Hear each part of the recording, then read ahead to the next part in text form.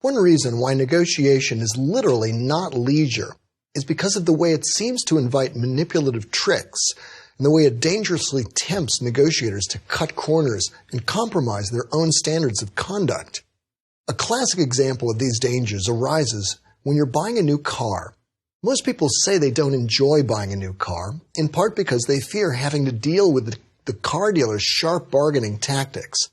Many car dealers, perhaps most, are quite reasonable, but their reputation has long been questionable. In the following clip, watch and see if there are signs the car buyer's fears may be justified. That allowance on your old car is pretty steep, but if you'll okay this... Hold on there. You haven't agreed to my terms. Well, these are your terms, Mr. Armstrong, but I'll do my best to get the boss to go for them. He'd better. Everything all right?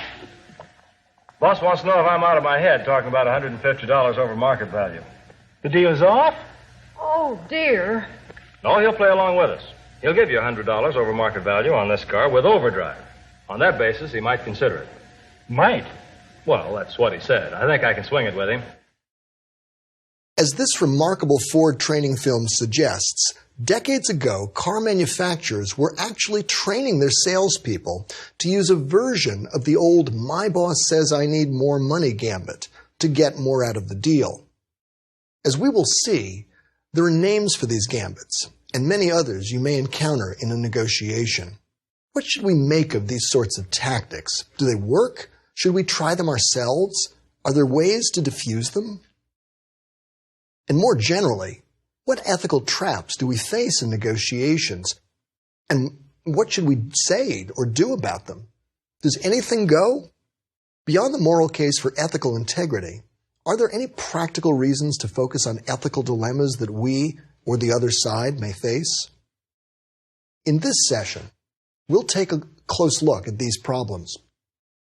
We'll look at the very practical ways to anticipate very specific traps and temptations, see why they are dangerous, look at very specific ways to defeat them, and in the process, strongly reduce your anxiety and increase your confidence.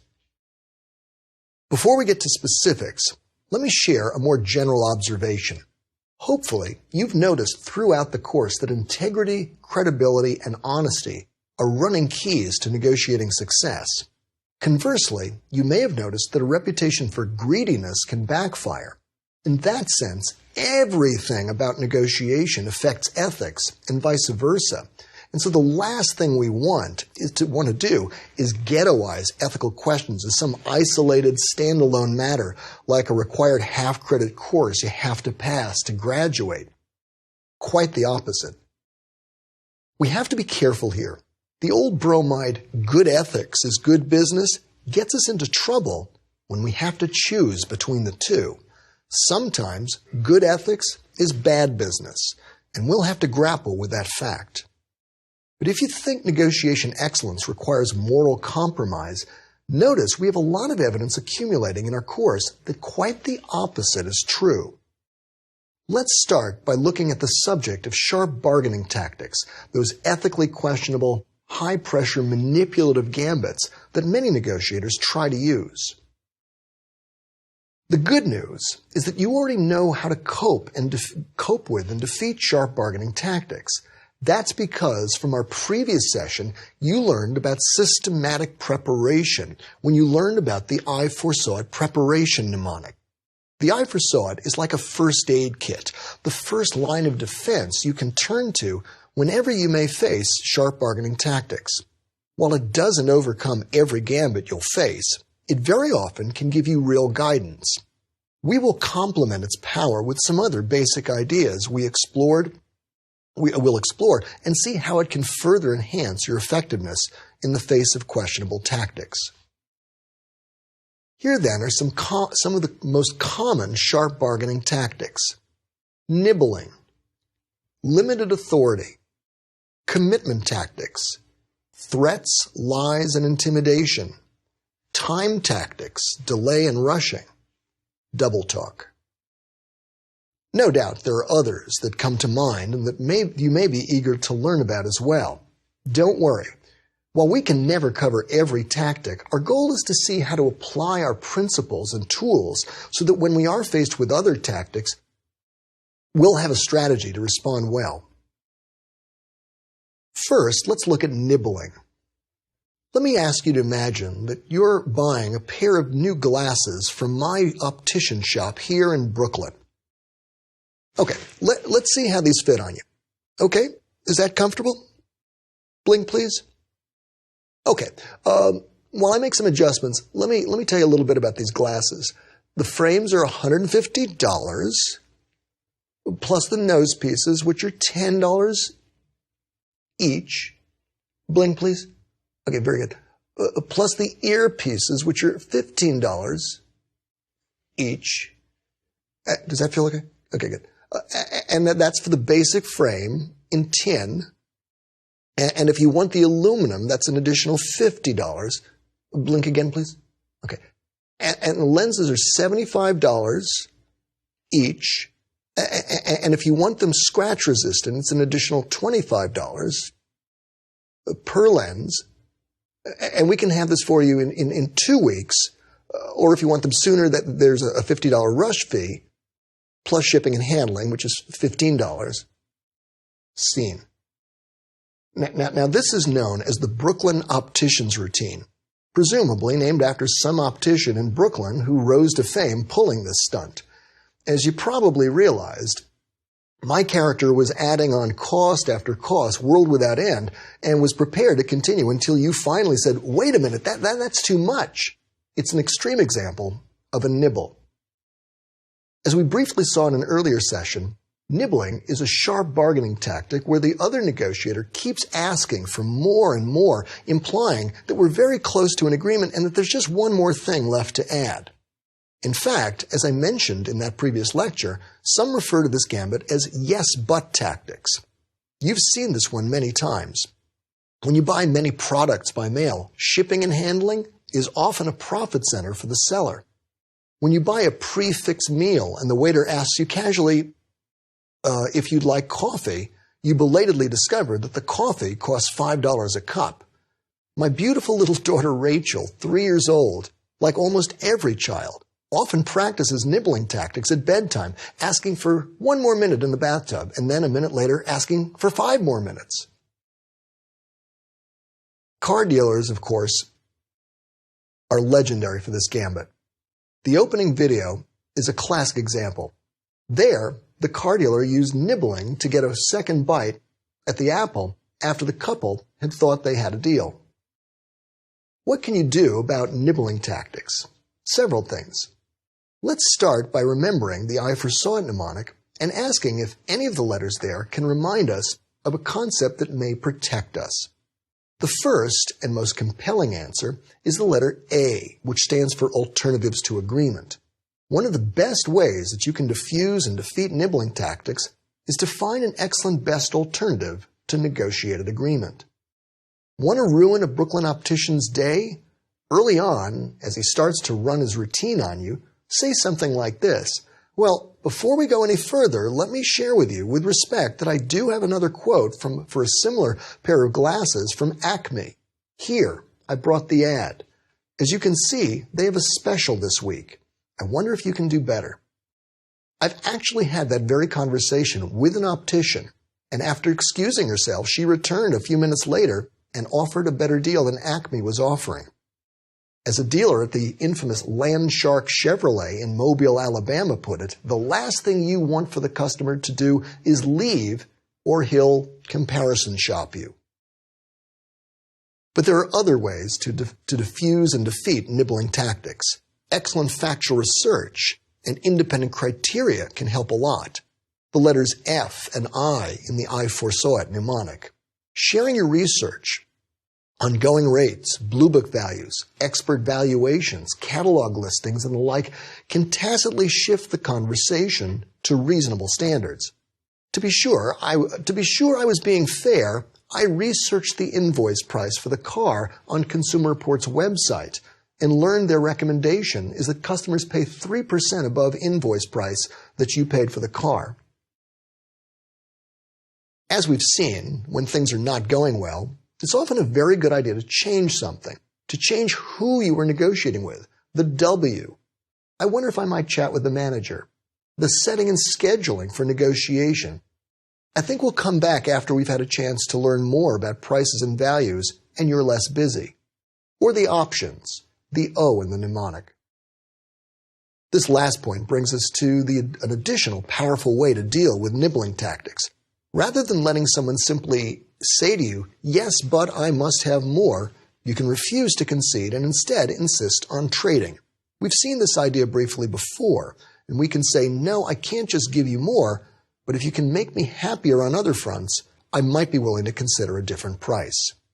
Indeed, in our car dealer training film, the buying couple would have been wise to say something like this. Well, we're disappointed that your boss has changed the price from what we were first discussing, or at least has signaled after encouraging us to think that this was going to be the price, telling us, no, we need more from you. We understand that the discussion is back to square one, so let's start over and let's agree that nothing is agreed until everything is agreed.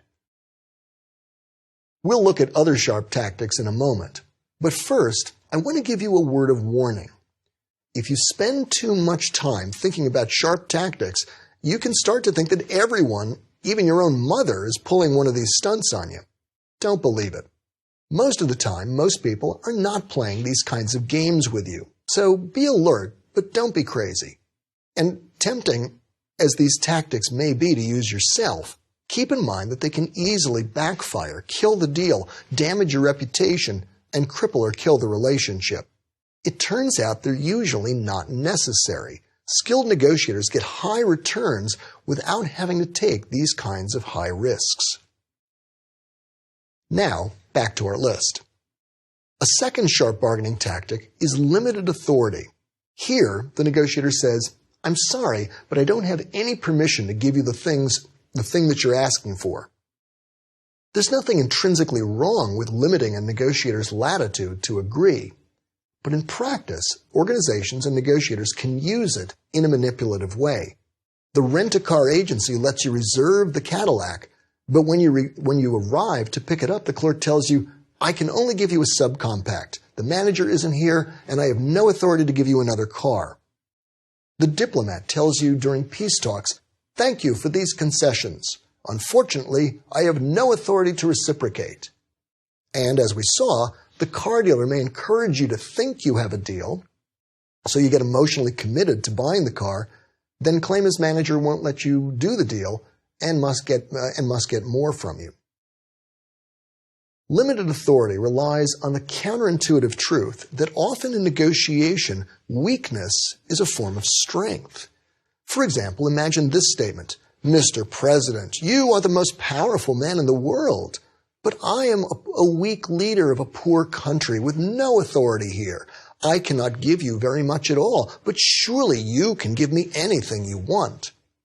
The strange reality that a powerful figure may be vulnerable at the bargaining table may explain why CEOs and presidents often stay away from the bargaining table. That's because they may wind up giving away the store. The strange power of limited authority may also explain why many companies ask a human resource executive to negotiate the terms of a new job and then give him little bargaining room to make concessions. What can you do about limited authority? First, notice the importance of determining early on in the conversation how much authority the other negotiator has. Are you empowered to commit your organization? If the answer is no, the negotiator may be virtually acting as a mail carrier. That is, she may have no authority beyond just conveying a message. If so, there's little point in trying to negotiate with her. Here, one solution is to change who you're negotiating with, if possible. The W of the I foresaw it. One way to do that in a face-saving way is to first build a relationship, discuss authority, and then invite the negotiator to include a more senior person. This may take some negotiation in its own right. Why should the other negotiator concede on that point? There's no one answer, but some possibilities might include industry norms. Your peers always include the senior manager. Interests. I know you want to resolve this quickly. She can help us do that. And alternatives to agreement. I really don't want to have to take this matter to the Department of Consumer Affairs. But there may be other ways to win even if you can't reach a more senior figure. Imagine the other negotiator says, I don't have authority to give you more money this fiscal year. Did you hear that? Her words might suggest an important response. I understand, you might say. So let's talk about what you do have authority to do. I wonder what creative options you might have latitude to give me that would help us solve this. For example, one possibility might be to look at deferred compensation you might continue. In 2009, a national survey of human resource executives found that most had instructions not to agree to higher salary offers, much to their job candidates' frustration. But the survey also found that many HR executives did have authority to make other concessions, such as on moving expenses, vacation, and start date. Yet most candidates weren't asking about these options, so HR executives were generally not offering them. You get that? Asking about what the other negotiator does have authority to discuss can open up real opportunity for better agreement. Commitment tactics are a related sharp bargaining tactic. Here, the negotiator constrains herself, saying she has promised not to make the concession you request, and that if she does make it, she'll suffer some clear penalty. For example, I promised my wife I would sleep on the couch for months if I sold this cradle for less than $100. To be successful, a commitment tactic has to be credible and clear. Once a negotiator's made one like that, it's hard for her to back down without losing face. So the basic rule for dealing with commitment tactics is to help the other negotiator find a face-saving way to get out of it. One way to do that is to simply ignore it. Sometimes the other negotiator will quietly drop the commitment and start making concessions. But that doesn't always work. Sports agent Bob Wolf expected to get top dollar for his marquee client, basketball player Larry Bird, in talks with the Boston Celtics. But the cagey general manager, Red Auerbach, went on citywide television and announced, I will never pay a penny more than $600,000 for Larry Bird's contract, and I will quit before I do. Now, to Wolf's surprise, the bargaining power shifted to the Celtics, thanks to Auerbach's commitment tactic. What would you do? Wolf solved the problem with another letter of the I for sought, the W. He changed who he was negotiating with. To do that, he reached out to the owners of the club. They eventually agreed to $1 million contract. At the press conference, Auerbach said, I said I would never pay a penny more than $600,000, and I never did. The owners did. That's face-saving. And here, as in many other situations, developing your alternatives to agreement, the A and the I for sought, can help. I'm sorry to hear you've made that promise to your wife. It looks like we may not be able to buy the crib, and I'll have to buy one from the family across the street.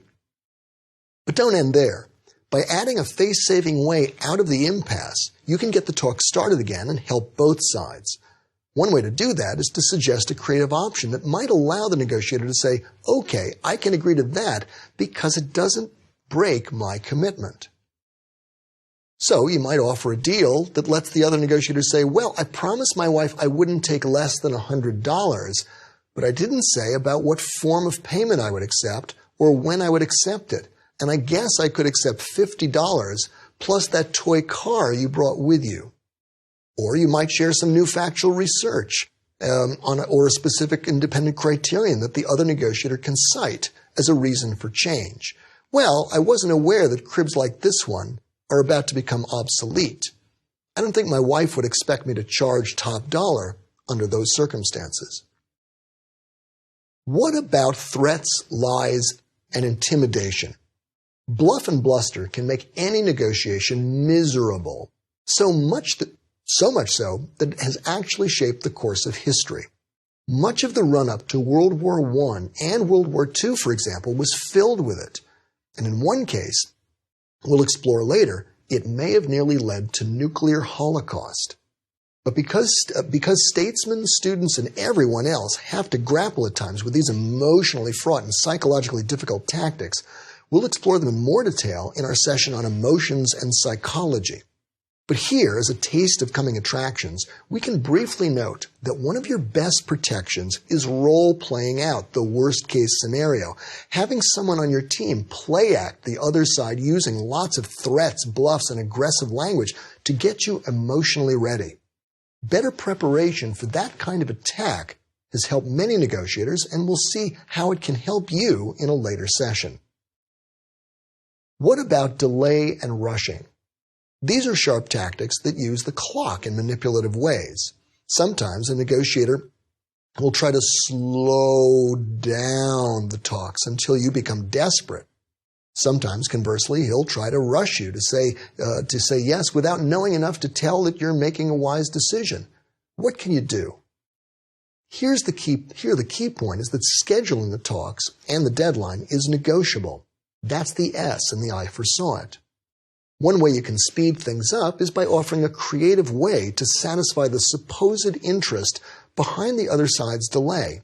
If you can't make the meeting because you can't find a good flight, don't worry, we have a crack travel team, and I know we can get you a number of choices. And if that doesn't work, we can meet by video conference.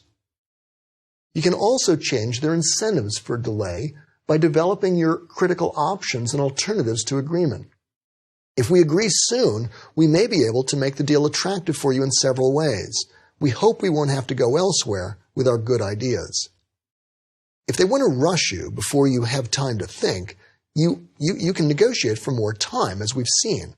Often it's simply enough to ask for it. We're interested in the car, but we'll need more time to do some comparison shopping. In other situations, you may need to trade for it. What if we pushed the deadline back 2 weeks and adjusted the signing bonus so that if I sign in 7 days, it's $9,000, and if I sign in 14 days, it's $8,000?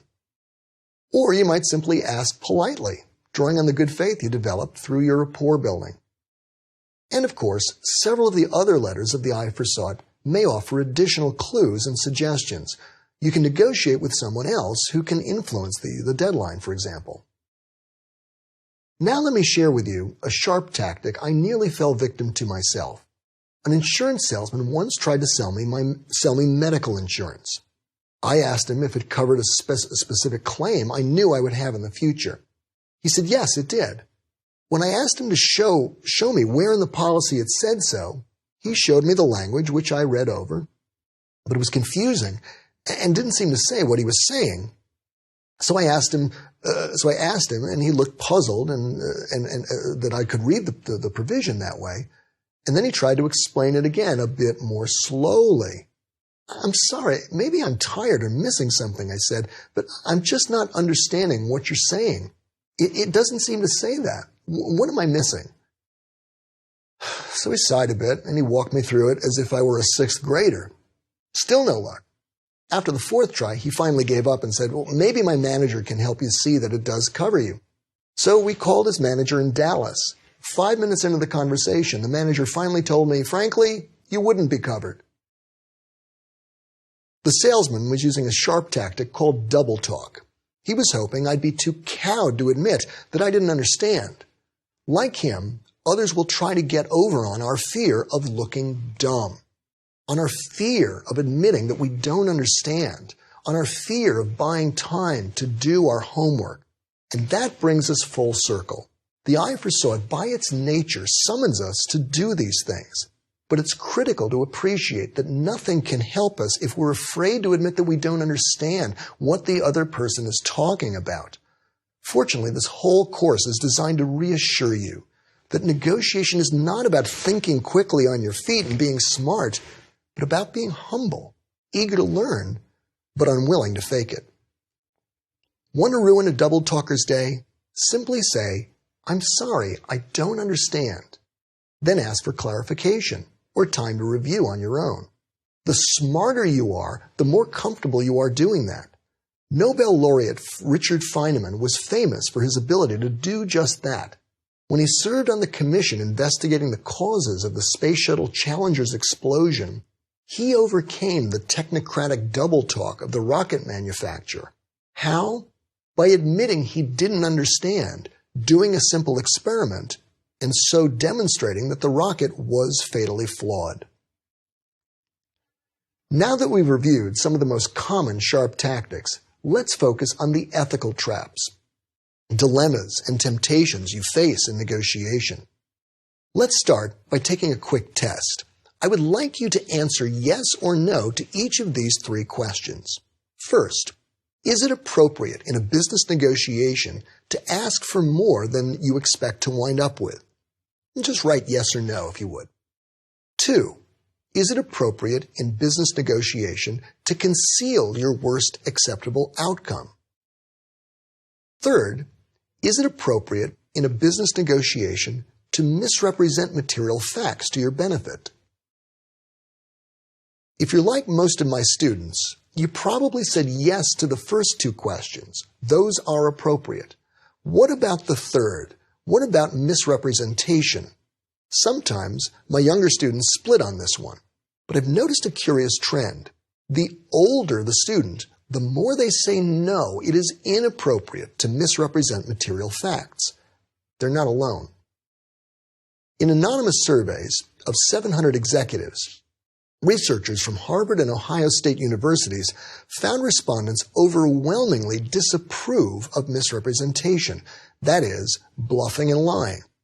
Now notice, I am not taking a position on this question at the moment. I'm just observing what people say. Now, of course, survey data doesn't tell us what people actually do. It's possible executives answered hypocritically. But a curious fact is that they were answering anonymously and so were free to be candid. These data suggest that bluffing and lying are real temptations, especially for inexperienced negotiators, but that as we get older and more experienced, we see their risks and costs more plainly. And that's a starting point for our look at ethical dilemmas. We're going to face negotiators with different approaches and different ideals. We typically assume that negotiation is all about being tough, savvy, and cunning, so it's worth pausing and observing that not everyone holds that view. And indeed, while some negotiators prosper using dirty tricks and manipulation, others do as well or better without it.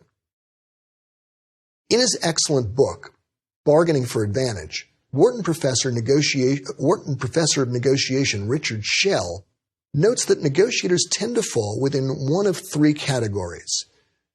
One type are poker players, those who say negotiation is a game of poker. Another is the idealists, those who say do the right thing even if it hurts. A third are the pragmatists, those who say what goes around comes around. If you take a poker player's view, there's no such thing as unethical bluffing since it's all part of the game. But the Harvard-Ohio State study suggests that that outlook may not cut as much ice as you might first think. As Schell points out, one problem with the poker school is that it assumes that everyone treats bargaining as a game. But they don't.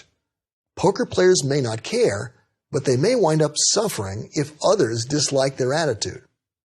Also, poker players assume everyone knows the rules, but of course they don't. Lastly, a poker player may face legal problems in some cases if he bluffs too much in a negotiation. But let's acknowledge that bluffing is a real practice, and sometimes it does pay off, at least in the short run. The big problem with the idealist's approach is that it can leave you vulnerable to exploitation. That raises special problems when an idealist represents someone else. Like Professor Schell, I strongly lean toward the idealist approach, and I believe we can strengthen it by striving to be savvy as a serpent, harmless as a dove. Bob Wolf's advice to be smart and honest resonates here. An idealist need not be naive, unprepared, or incapable of advocating for her own needs. Much of our work in the course is designed to help you do these things well. The pragmatist is more cautious about ethically questionable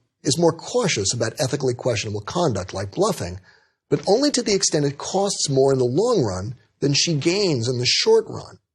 So a pragmatist might sometimes choose to bluff and use other iffy tactics. Let's acknowledge here that even Abraham Lincoln could be quite pragmatic. Asked by Congress if it was true Confederate peace negotiators were in Washington, D.C., Lincoln replied that to his knowledge, no such agents were in the Capitol. But Lincoln knew there were some agents a few miles away. Let's acknowledge, too, that the Bible sometimes commends characters such as Rahab, who lied to her enemies to protect Hebrew agents. Beyond the techniques we've explored for responding to sharp bargaining tactics, what can you do to cope with unethical tactics by the other side? As Shell notes, assuring that you'll deal with each other again and avoiding one-time transactions when possible can help build relationships and trust and reduce the temptation for short-run cheating. More generally, relying on recommendations, referrals, and introductions through your relational network can reduce the likelihood that you'll find yourself dealing with others who are unscrupulous. As we saw previously in the course, it can also help to be ready to ask for trust mechanisms when lying or unethical behavior seems possible. A trust mechanism is any arrangement that strengthens one side's confidence that the other side is acting appropriately. So, for example, if the other side promises you that the car is in good condition, you might reply, "Excellent." Then I'm sure you will be comfortable guaranteeing it and putting some money in escrow for the next couple of months to support the guarantee. We'll explore in more detail later the universe of ways to manage and overcome the trust problem in negotiations in this form. So here are some challenges to put this session to use. To diffuse sharp tactics before a serious negotiation, have a friend role play with you and throw some tough ones at you. Then think about the I foresaw it to help you spot wise ways to respond. Separately, to make sure ethical problems don't catch you unaware, think now about which ethical school you feel most comfortable with before a serious negotiation. And before any specific negotiation, jot down likely ethical traps you or the other negotiator may face. Most of the time, the problem we face in the negotiation is not so much the other person is acting sharply toward us, but simply that he's not persuaded to agree with us. Though we've already found a host of ways to get to wise yes, there are lots of other ideas that can help us persuade reluctant counterparts, win their agreement, and even get their enthusiastic commitment. We'll turn to those ideas next.